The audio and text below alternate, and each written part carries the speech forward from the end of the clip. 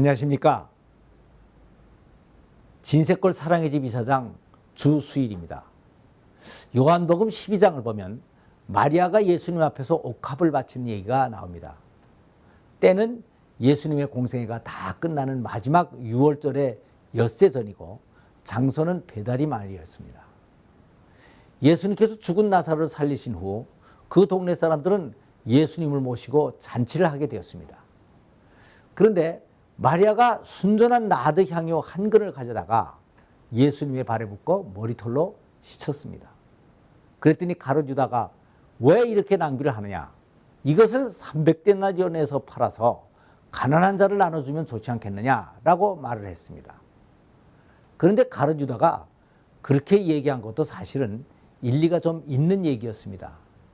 왜냐하면 300데나리온이라고 하면은 그때 당시 노동자의 1년 연봉에 해당되는 것으로 오늘날 우리 돈으로 계산해 보면 약 3천만 원에 가까운 돈입니다.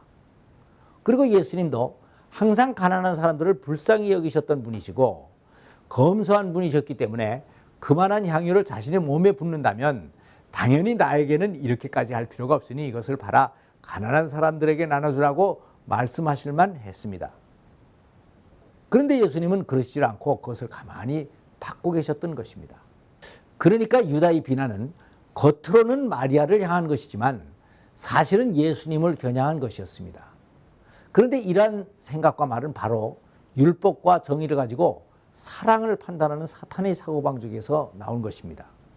사탄은 원래 많은 천사들 중에서도 가장 아름답고 우수하게 지어진 존재였습니다.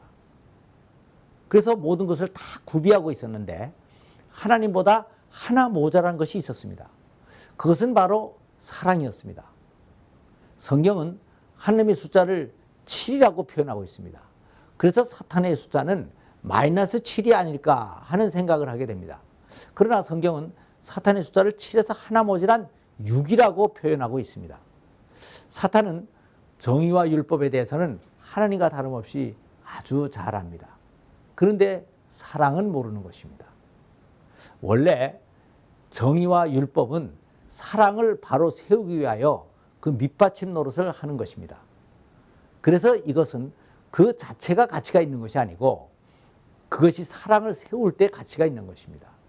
그런데 사단은 항상 율법과 정의를 가지고 사랑까지를 재고 판단하기 때문에 문제가 생기는 것입니다. 그래서 여기서 결정적인 오류가 생기는데 여기서도 유다는 최고의 사랑을 바치고 있는 마리아의 행위를 정의와 율법의 이름으로 비난을 했던 것입니다. 그래서 예수님은 유다의 말을 듣고 가만두어라. 저는 나의 장사를 준비하는 것이다. 가난한 자들은 항상 너와 같이 있지만 나는 항상 너희와 같이 있지를 않을 것이다. 그리고 이 일은 복음이 전파되는 곳에서는 어디든지 이 여자의 행한 일을 말하며 이것을 기념하리라 라고 말씀을 하셨습니다.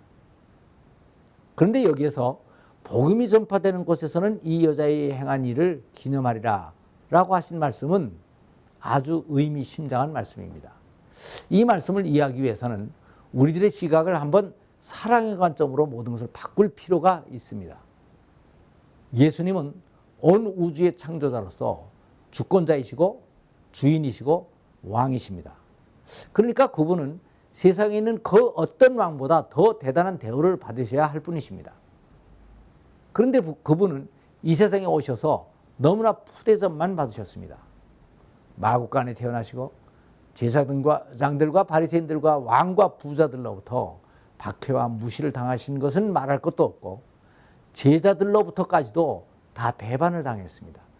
가룟 유다야 그가 원래 그런 사람이니까 그랬다고 치지만 가장 믿었던 수제자인 베드로에게까지도 배반을 당하시고 얼마나 가슴이 아프셨겠습니까?